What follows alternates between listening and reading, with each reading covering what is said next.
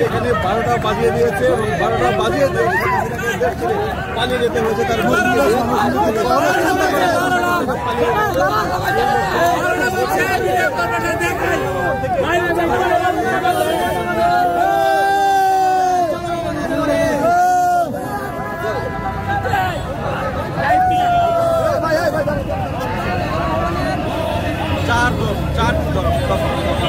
চার দফায় 15 বছরেরও বেশি সময় ধরে রাষ্ট্রীয় ক্ষমতা দখল করে থাকার পরও শেখ হাসিনাকে এইভাবে দেশ ছেড়ে পালিয়ে যেতে হবে, সেটি হয়তো শেখ হাসিনা স্বপ্নেও কোনোদিন দেখেনি।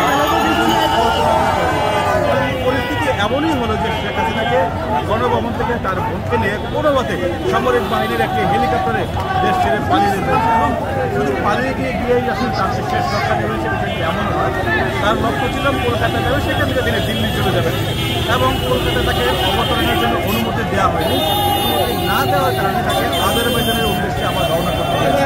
কিন্তু এত লম্বা সময় ধরে ক্ষমতায় থাকার পর এইভাবে আপনারা জানেন যে আসলে মানুষের যে দীর্ঘদিনের ক্ষোভ, সেই ক্ষোভ আর আজকে ক্ষোভের বহিঃপ্রকাশ মূলত ছাত্র জনতার বিক্ষোভের মুখেই আসলে স্বৈরাচার সরকারকে পালিয়ে যেতে হলো দেশ ছেড়ে। সেটি হয়তো শেখ হাসিনাকে চিন্তাও করতে হয়, সেই কাজটি হয়েছে। ইতিমধ্যে সেনাপ্রধান বক্তব্য দিয়েছেন, তিনি আসলে দেশ এটা আমরা জানি যে আসলে দেশ পরিচালনার দায়িত্ব নিয়েছে সেনাবাহিনী এবং খুব শীঘ্রই একটি অন্তর্বর্তীকালীন সরকার গঠন হবে।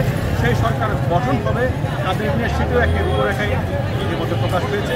বিভিন্ন রাজনৈতিক দলের শীর্ষ নেতাদের সাথে তারা বৈঠক করেছেন এবং বিএনপি, জাতীয় পার্টি, জামায়াত ইসলামী সহ বিভিন্ন রাজনৈতিক দলের নেতৃবৃন্দকে নিয়ে একটি অন্তর্বর্তীকালীন সরকারের গঠন হবে। সেখানে প্রধান করার কথা গুঞ্জন রয়েছে ডক্টর সালাউদ্দিন আহমেদ, বাংলাদেশ ব্যাংকের সাবেক গভর্নর সালাউদ্দিন আহমেদ এবং ডক্টর হোসেন জিল্লুর রহমানের নাম শোনা যাচ্ছে।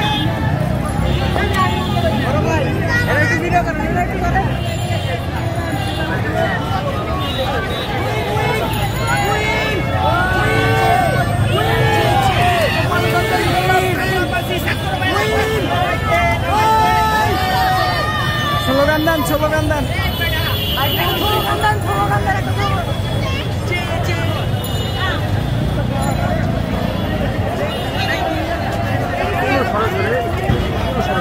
শুধুমাত্র এই মহাখালী ঢাকার প্রতিটি রাজপথ দখলে নিয়েছে ছাত্র জনতা, বিক্ষোভকারীরা।